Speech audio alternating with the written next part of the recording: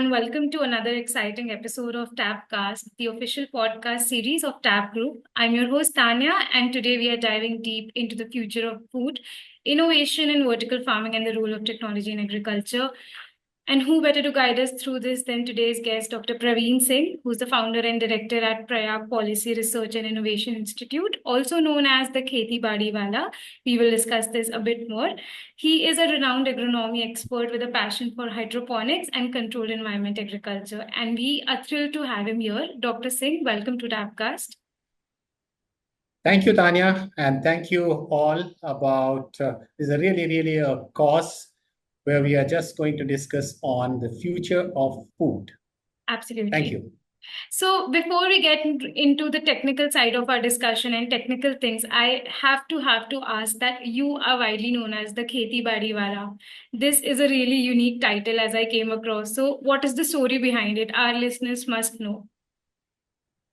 So Tanya, this story is majorly what I should say is a kind of a phase. The moment we talk about Kheti Badi, we do say that Jai Jawan and Jai Kisan and all are dependent on the farming. But jaise hi we are talking about farming, we just foresee our a farmer who is always a face which is kind of is struggling, the pain and all is there. So I try to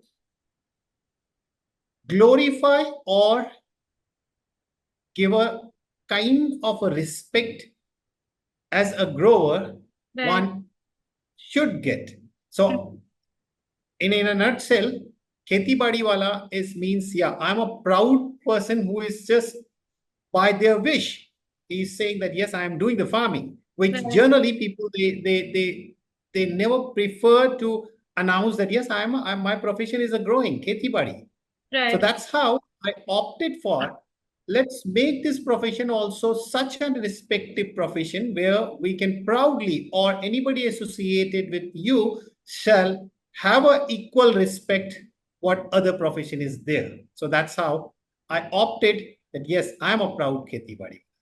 Well, I think that this is such a powerful way to, keep farming at the heart of what your identity internally is. And I believe it really emphasizes the importance of what agriculture means to some people and how it is rooted and how we are embracing modern advancements while also keeping our traditional roots. So now also let's talk about your journey in particular. Your background, as I know, is deeply rooted in the agriculture sector. But what was that moment that, really pushed you towards vertical farming in particular and also the idea of control environment agriculture? See, again, I also belong to a family which were the rooted for traditional farming. Okay. And I've very closely seen that what the kind of struggle, the pain, and I should not miss that they are the person who have the highest kind of a risk-taking ability. Right. So the kind of effort they are putting is really not yielding the result. So what we can do, everybody is looking for a kind of a food, what say, for example, if I'm going to market, my food should be healthy and safe. I'm willing to pay a price. But the assurity of healthy and safe food is a challenge. Right. So I grown up from doing all those traditional farming operations. So be it is a transplanting of paddy, doing the puddling and doing all those tracing operations. It's a kind of a traditional farming. Right. So that route started from, I really was kind of very kind of forced support to my family because my mother and other senior family members, they were always struggling to get support, get worker, get the production, get that something kind of desired infrastructure, what they are looking for. Right. So grown very closely with these struggles. And then later on, I got an opportunity that was, I must admit, that was a one kind of selfish move My family was settled in Delhi, and I got an opportunity to work back from Hyderabad to Delhi. And that time, I was not at all aware that what is hydroponic, what is the product, protected cultivation, and Right. the journey started from there. Hmm. And you won't believe the kind of learning, because then I realized the value of mother soil. The traditional farming, the soil is acting as a buffering agent, and that is playing a role of mother. Hmm. And very, very basic role of mother is, till the time the mother can absorb any kind of extreme condition or mistakes of their plants, Hmm. they will sustain that. But once it is going beyond their capacity, it will reflect on the crop. And Right. soil is a dynamic, natural body which absorb all the salts. So if we talk about why this is required to opt for controlled cultivation or soilless farming, is because either there are two options. Either we can develop that kind of a skill where we can play the kind of a dynamic nature of soil. We understand, we develop our skill to get what we are looking for, which Right. according to me is already there are expert farmers, Hmm. and they are already achieved that. The first step is that. If that is not possible, let's try to identify what are those possible challenges as a grower, a traditional farming grower is struggling with, and how to overcome. Right. So, climate change, nobody can deny, Hmm. nobody can control. So, the first thing is to overcome these kind of climatic calamities or impact of these kind of insect pest and all. Right. This is one of the options where we can at least control the factors which we know that these are the few factors. If I'll control efficiently, then we will achieve a healthy produce, round the year produce with assured quality. And Absolutely. that has given me a kind of boost and motivation to opt for that option, Hmm. traditional farming to control environment, and control environment to even soilless farming. Because what is happening, just opting for this control environment, we can provide or enhance the kind of control or the climatic condition for the plant to perform. Right. Okay, the next level is the moment we take out that soil and even the water, because hydroponic, once we go for hydroponics, it requires a treated water, because the difference between soil and hydroponics is the soil is missing, the mother is missing, the buffering agent is missing. So we Hmm. need to be very precise. Right. So we are trying to eliminate any source of contamination.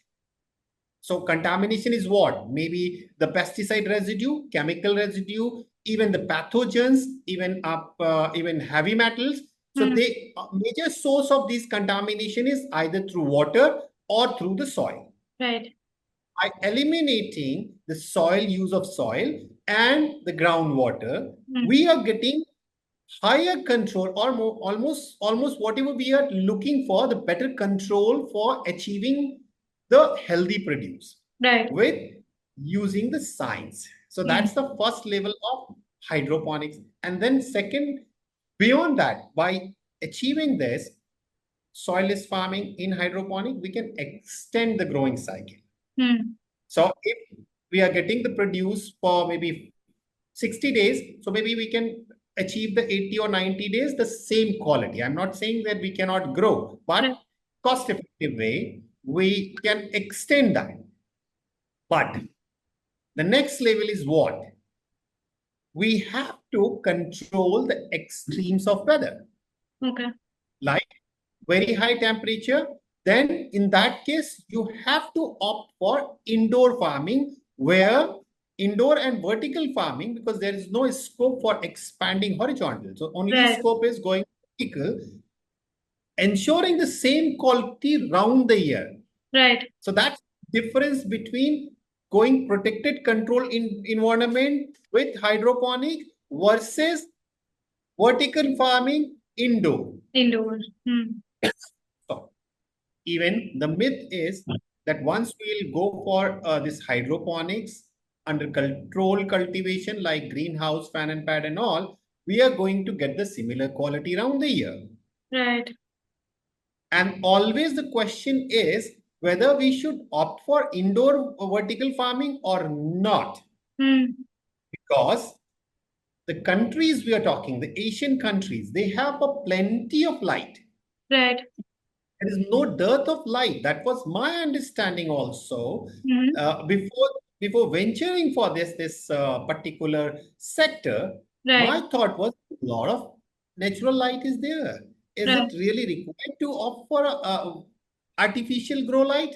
Hmm. Then question answered when I visited one of the farm and seen the same quality of lettuce in the month of June, May, June, July. Right. So, if you're talking about the nutritional security with a healthy food, healthy means, see, so far what our task was as a grower or as a kheti badi wala person was Right. a task to ensure the food security. Right. Now, the next level is required to ensure the nutritional security Value. with Right. assured quality. So that is possible under controlled vertical farming where we controlled already the soil contamination, the source of water Right. contamination. We were quite dependent on the soil in terms of a solar light. So Right. indoor, you are going to control the sunlight also, and specifically the spectrum also. Exactly. And if all is controlled, then there is a less risk of insect. The insect load will go down. And finally, what is going to happen? Our produce is going to be free from any kind of a harmful pathogen or harmful pesticide or chemical residue. So Absolutely. that's the something kind of a motivation which I should say dragged me. Started with a very selfish move. Let's understand this hydroponic. What is at that time I was not even aware that what is hydroponic literally Right. mean about. And now, yes, I can say the future for assured quality around the year is going to be indoor vertical farming. However, the challenge what I'm trying to address, and that's the challenge not for me as a professional, whoever is associated with this sector, the challenge is how to optimize the cost. So my next level is that. Absolutely. I think that was a really great explanation. And the idea that, it is incredible how personal experiences often sometimes lead to the biggest innovations and the idea of adapting a new ideology which you were completely aware of. And also, speaking of innovations and the kind of advancements that are taking place, vertical farming has also made tremendous progress in recent years. And I mean, it's been just flourishing. So, from automated nutrient delivery systems to AI driven climate control, we've been combating the problem of climate change and all of that. And vertical farming has become a very smart and productive way of farming. So, we've seen some game changing developments. In your opinion, what are some of these exciting technologies or some of these exciting innovations in vertical farming that are reshaping the industry in present times? I mean, you've seen the journey. So, what would you say are some of the breakthroughs for today's time? See, honestly speaking, these all automation and IoT is quite possible, and people are even using that also. Right. The I should directly say that even marriage between these IT expert was and the grower, Right. that is somehow missing. Okay. And because of that, because what is happening, the IT experts, they are capable of designing what the grower's requirement is. But the challenge is they need to get the right information and right Right. requirement. And honestly speaking, putting 100% operation, at least the feeding operation, at least the climate control, I'm sure that reaching to a level where we can just harvest and use all those robots and all, that is a future for next generation, but not specifically for the countries or the continent for which we are talking about, the Gulf and the Asian countries. Still, long way to go. However, the right automation with limited manual means human intervention. Okay. Because what is happening, we are setting some protocol. Because so let me explain a little more about this, why this is important. Right, absolutely. The success of these two means vertical farming or hydroponics or any kind of urban farming depends on two components. Right. I've been always emphasizing one is the hardware and another is the software. Hmm. So now it is not an IT hardware and IT software. The hardware means whatever the infrastructure we are using for the quality agri produce is hardware. Be it is a growing system, be it is an irrigation system, be it is a cooling system, be it is a even a kind of a dosing system, fogging system. So I'm just taking advantage of all control environment agriculture, including my the latest future is the vertical indoor vertical farming. So that is a hardware. Right. And the software is how to grow your crop. Which crop, what variety, what time of sowing, what should be the temperature, what should be the humidity, and even what are those quality parameter, nutritive value, because now we are working on a nutritional security, not the food security. Because this segment is still for urban society. Absolutely. And the best part is it is complementing each other, the traditional farming as well as the Modern urban farming. Right. Okay. Why? Because most of the produce coming out of these urban farming or controlled environment agriculture is consumed as a raw. So I should not say green. So means green means the fresh use of all vegetables, fruit or berries. Right. So traditional farming is majorly focusing on the grain. And I'm not saying that that is something like a replacement for any kind of system. So this urban farming or any kind of these high-tech farming is going to complement the requirement. It is not going to compete with the traditional farming. And I must say that we should not even try to do so. This is for the urban farming, urban cultivation, and switching over from grain to green is the target.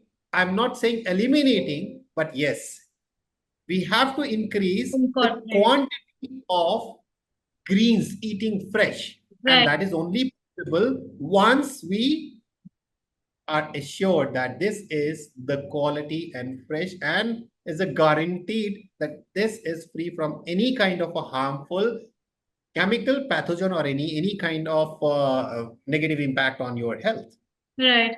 I think it's exactly what you just mentioned, and what is making vertical farming so unique and the expectations that is coming out of the whole process is because there's an ability to control the aspect of plant growth and the aspect of fulfilling the nutritional value with all of these data-driven precision techniques, incorporating and complementing with the traditional farming processes. So, as you mentioned briefly, and you described to us what hydroponic really is, and hydroponics is also a part innovation, a very great innovation of the vertical farming sector.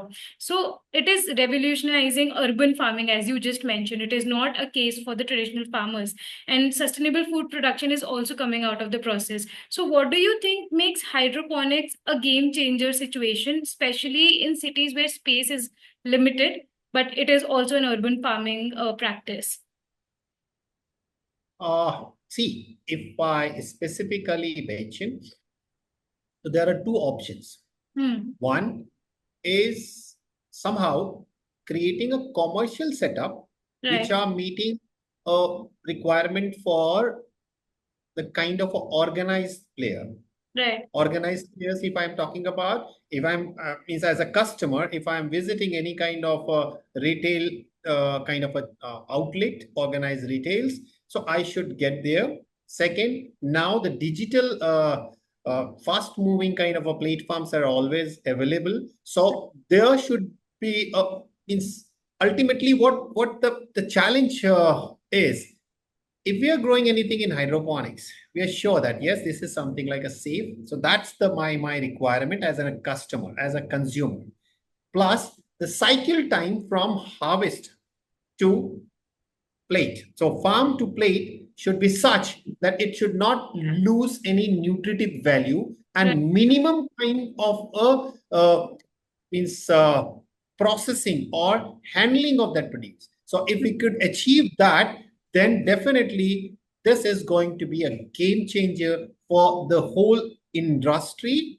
Right. And yes, you are saying that it's a limited space available. So there are two options. One is a very small unit at their own house.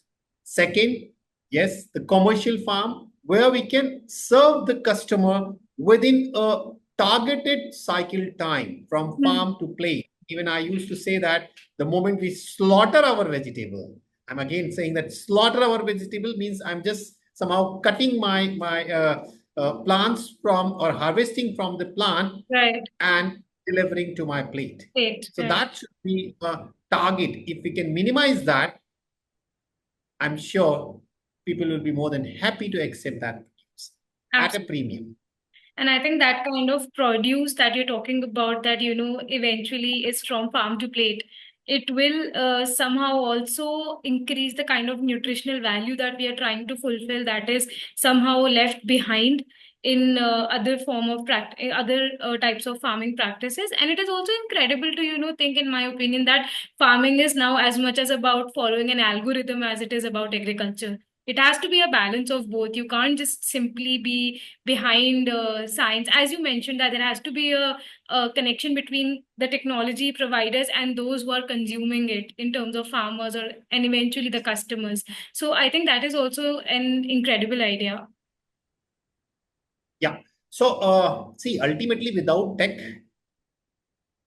simply as a grower, we can say Right. that yes, the plants are happy, or we can give our feedback because for a grower, I Right. really enjoy as a kheti badi wala. I enjoy, and sometimes I used to say that yes, I can talk to these plants, and out of maybe the kind of skill we need to deliver is out of thousands of plants, if one Hmm. is struggling, Right. as a grower, as a kheti badi wala, shall have that eye to identify. It doesn't mean that I'm literally talking, hey, how are you? Hey, how are you doing? Though there are scientific evidence. If you put that music and all those, the plants they respond to that. However, when I used to say that I can talk to my plants, is the meaning if one plant out of 20,000 plants is struggling, I have an ability to just identify, get that, try to understand, and knock down that the probable reasons. And then finally, once that plant is happy out of that 20,000 or 2,000 plants, then that is a kind of a satisfaction is Right. required as a grower. And then what we are looking for, there's no need for even explaining to any kind of a kitchen the moment you will deliver a produce which is fresh, Hmm. which is directly the cycle time is minimal. Maybe it is 2 hour, 3 hour, 1 hour, whatever we can achieve.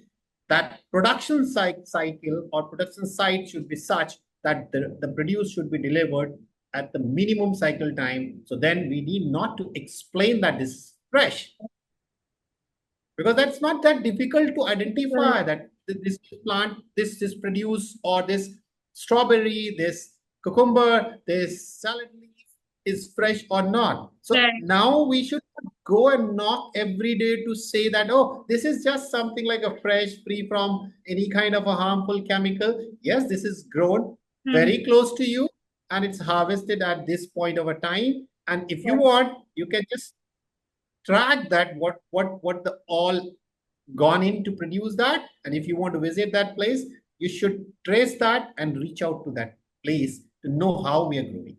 So Absolutely. that will really deliver that what we are looking for as a professional. And Hmm. it's really, I must congratulate and share my experience about this show, because that brings people on a platform where they should at least learn that what the science of growing crop, how the Right. plants are smiling, how the plants are showing their concern. Because Right. that one thing is, as a grower in high tech farming, you need Hmm. to understand. You need to understand the pain, and you need to understand that little deviation from using science will Hmm. lead to a disaster. Absolutely.